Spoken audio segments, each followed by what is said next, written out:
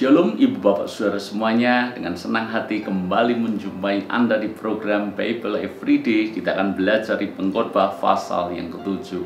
Dan berikut ini adalah kalimat-kalimat yang cukup menarik. Kalimat-kalimat yang terasa ganjil, kalimat-kalimat yang terasa janggal dan aneh. Seandainya kalimat-kalimat ini keluar dari perkataan saya atau berasal dari ide filosofi saya, mungkin Anda akan mentertawakan. Tetapi karena kalimat ini keluar daripada Raja Salomo, orang yang paling berhikmat, tentunya ini menjadi sebuah perenungan penting untuk kita semuanya. Apa kalimat-kalimat ganjil, apa kalimat-kalimat yang unik yang perlu kita renungkan daripada kata-kata Salomo ini? Yang pertama, ayat yang kedua, pergi ke rumah duka lebih baik daripada pergi ke rumah pesta. Kan di rumah duka kesudahan setiap manusia, hendaklah orang yang hidup memperhatikannya. Ini ganjil. Kenapa ganjil? Karena selama ini kita didoktrin lebih enak ke rumah pesta daripada ke rumah duka. Tapi Salomo konsep pikirnya sungguh berbeda.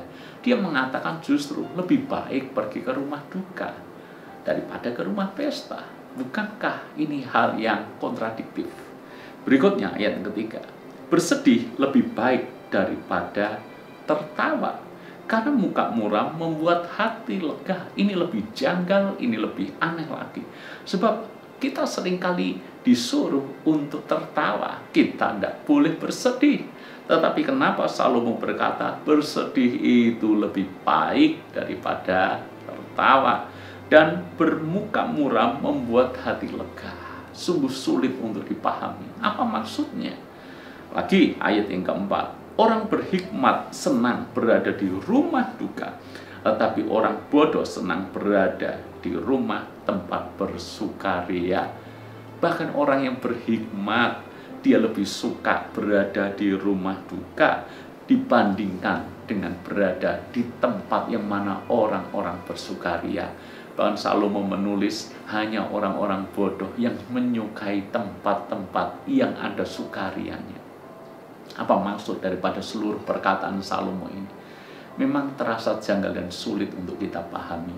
Tetapi kalau kita tarik, maka kita ketemu benang merahnya. Apa benang merahnya? Semuanya berbicara tentang perbandingan antara rumah duka dan rumah pesta. Di rumah duka memang banyak orang bersedih, banyak orang bermuram. Dan di rumah pesta, orang akan bersukacita, orang bersukaria, orang bisa menikmati semua yang diinginkan. Dan kenapa Salomo menulis lebih baik berada di rumah duka dibandingkan di rumah pesta? Karena justru ketika berada di rumah duka itulah manusia mengingat kembali akan hidupnya, merenungkan akan hidupnya, yang sangat sulit terjadi ketika dia berada di rumah pesta. Jarang sekali orang berada di rumah pesta dan dia membuat perenungan dalam hatinya, membuat perenungan dalam hidupnya. Jarang sekali. Orang ketika berada di rumah pesta, dia akan larut dengan sukacita, larut dengan foya-foya, larut dengan kegembiraan, dengan sesuatu yang dia bisa nikmati. Larut sehingga lupa untuk memikirkan bahwa hidup ini perlu dipertanggungjawabkan.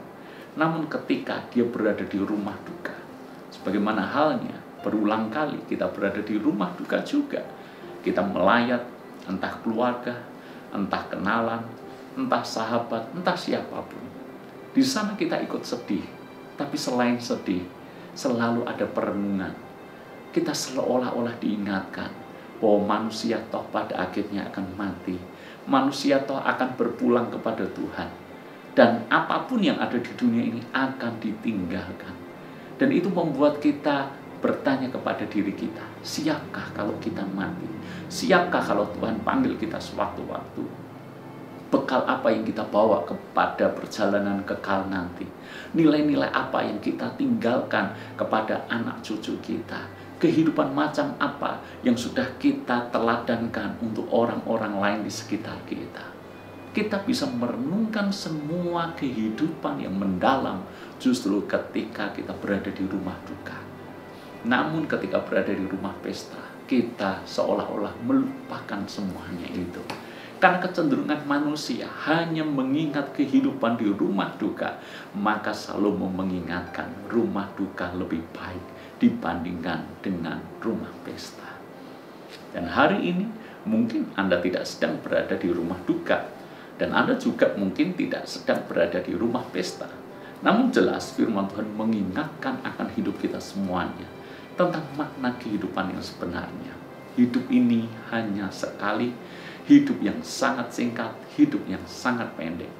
Setelah kita menjalani hidup ini dan Tuhan melihat kontrak waktu hidup kita sudah cukup, maka kita pasti dipanggilnya. Entah kita di masa tua, entahkah mungkin kita belum tua-tua amat, Tuhan kapan saja bisa memanggil kita. Karena itu, siapkah Anda ketika kita harus berhadapan dengan Tuhan pencipta kita?